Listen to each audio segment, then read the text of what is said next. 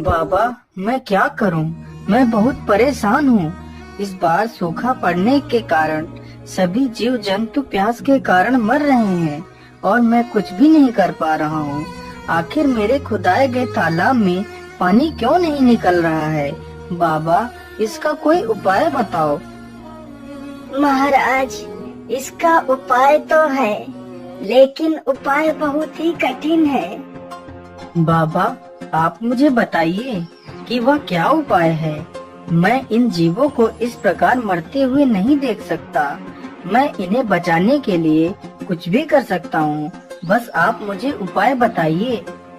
तो सुनिए महाराज, इस तालाब में पानी आ सकता है यदि आप अपने बड़े बेटे या फिर बड़ी बहू की बलि इस तालाब पर दें, तो इस तालाब में पानी आ सकता है। महारानी जी, साधु बाबा ने बताया है तालाब में पानी तो निकल सकता है, लेकिन तालाब पर अपने बड़े बेटे या फिर बड़ी बहू की बलि देनी पड़ेगी। अब तुम ही बताओ, मैं क्या करूं? महाराज, हम अपनी बहू की बलि दे देते हैं। अगर बेटा जीवित रहेगा तो दूसरी बहू भी आ जाएगी। यदि बेटा ही नहीं होगा तो बहू किस काम की?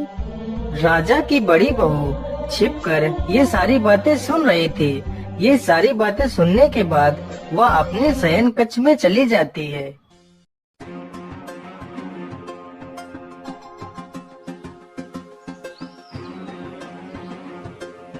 अरे रूपमती, आज तुम इतना उदास क्यों हो?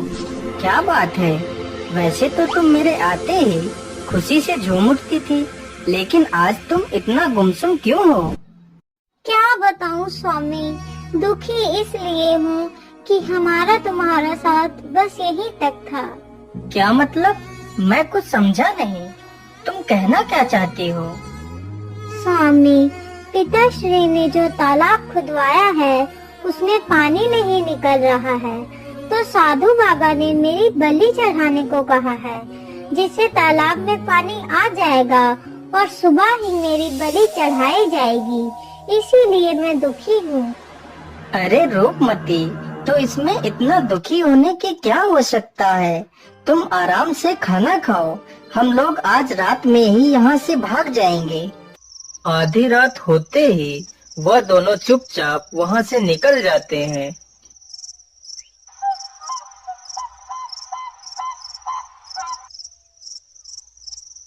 रूपमती, अब हम दोनों अपने राज्य से काफी दूर आ गए हैं।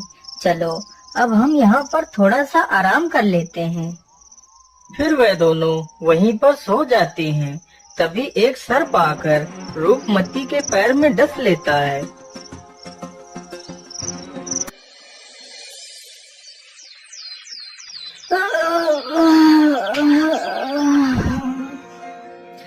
बहुत अच्छी नींद आई। चलो रूपमती। अरे ये क्या? रूपमती, तुम्हें क्या हो गया? हे ऊपर वाले, तुमने ये क्या कर दिया? मेरी रूपमती को क्या हो गया?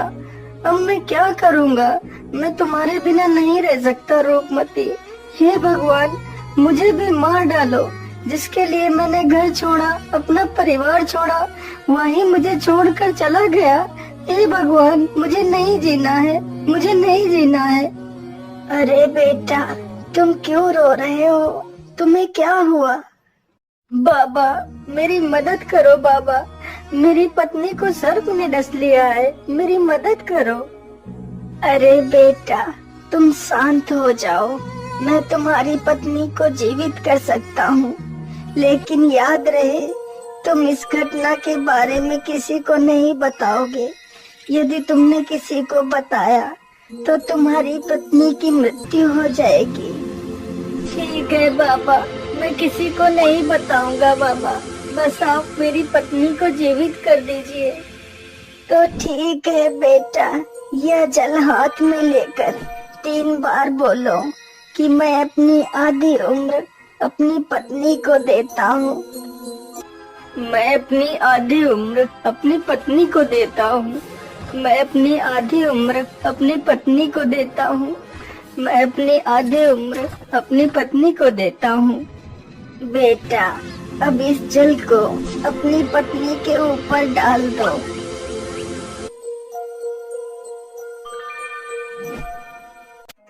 अरे कितना समय हो गया और मैं सोती ही रही और आपने मुझे जगाया तक नहीं। इतनी देर में तो हम बहुत दूर निकल जाते। कोई बात नहीं रूपमती, चलो अब चलते हैं।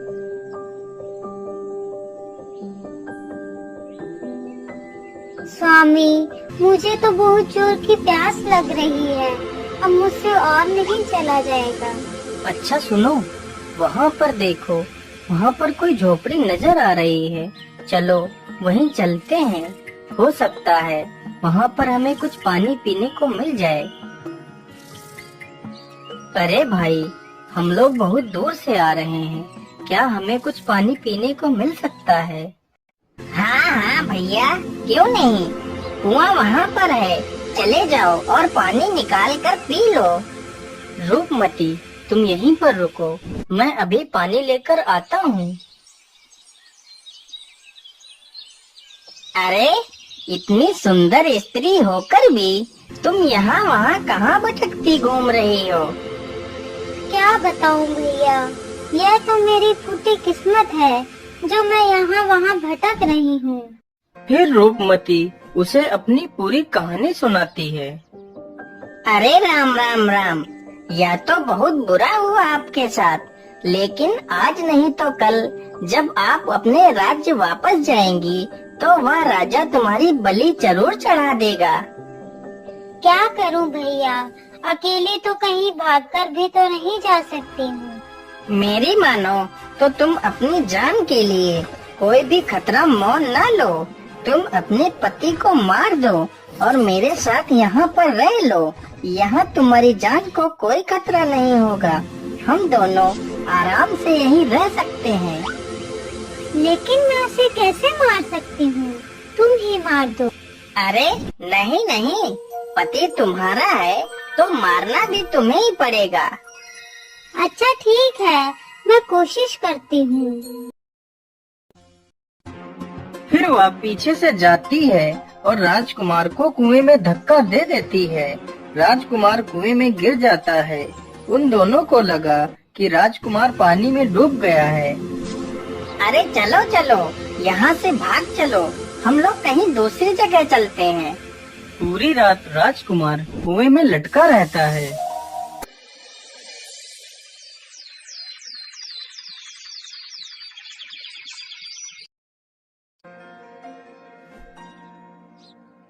अरे हरिया, मैं पानी लेने जा रहा हूँ, तब तक तू मेरी भेड़ों को चराना। ठीक है श्यामू भैया, लेकिन जल्दी आ जाना।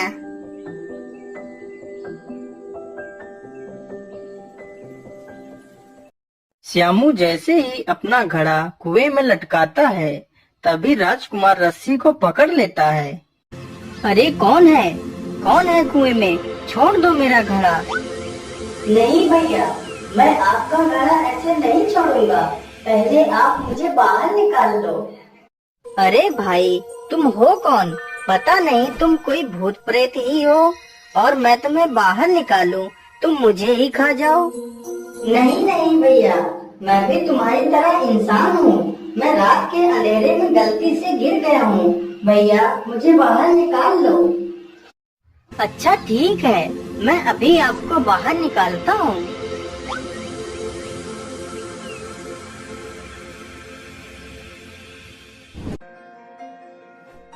अरे भाई, परदेसी हूँ, काम की तलाश में इधर उधर भटक रहा था, तभी गलती से कुएं में गिर गया। लेकिन भैया, आपका बहुत बहुत धन्यवाद। अच्छा भाई, तो आपको काम चाहिए तो चलो मेरे साथ, मैं आपको काम दिलवाता हूँ।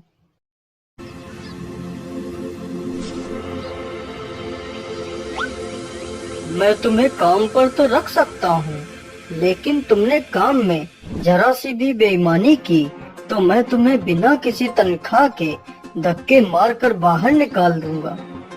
मुझे मंजूर है सेठ जी, मैं पूरी ईमानदारी से अपना काम करूंगा। उधर रूपमती को जब कोई काम नहीं मिला तो वह एक नाचने वाले चंद्रप्रभा के नाम से मशहूर नर्तकी बन गई। राजकुमार पूरी ईमानदारी के साथ अपना काम करने लगता है। इसी प्रकार कुछ दिन बीत जाते हैं।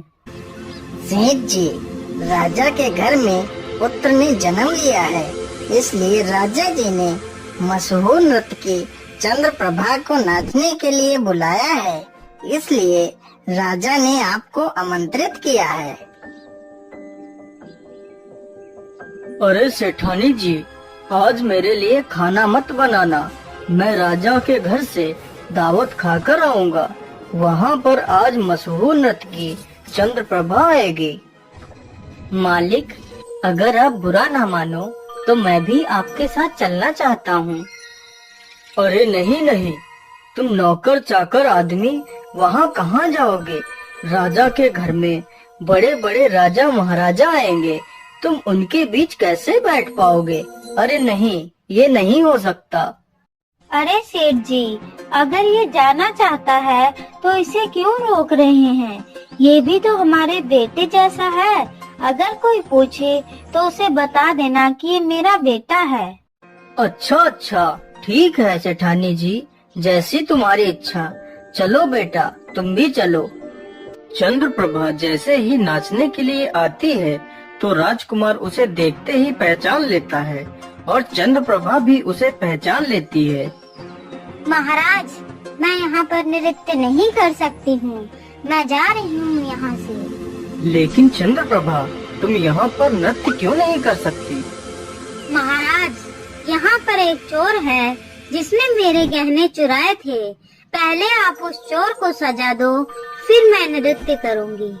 अरे चंद्रप्रभा, किसने तुम्हारे गहने चुराए हैं? बताओ मुझे, मैं उसे अभी फांसी पर चढ़ा देता हूँ। महाराज, ये है मेरा चोर जिसने मेरे गहने चुराए थे। सैनिकों, इसे ले जाओ और फांसी लगा दो। महाराज, मैंने इसकी चोरी नहीं की है। यह औरत झूठ बोल रही है, जबकि मैंने ही इसे बहुत कुछ दिया है। तूने मुझे क्या दिया है? चल निकल जा यहाँ से। चला जाऊंगा, उससे पहले मैंने तुझे जो भी दिया है वह मेरा वापस कर दे। मैं यहाँ से चला जाऊंगा। हाँ ठीक है, तूने मुझे जो भी दिया है वह मैं वापस करती हूँ। नहीं, ऐसे नहीं। अपने हाथ में जल लो और 3 बार बोलो कि तुमने मुझे जो भी दिया है वह मैं तुम्हारा वापस करती हूँ। तूने मुझे जो भी दिया है वह सब मैं तुझे वापस करती हूँ। तूने मुझे जो भी दिया है वह सब मैं तुझे वापस करती हूँ। तूने मुझे जो भी दिया है वह सब मैं तुझे वापस करती हूँ।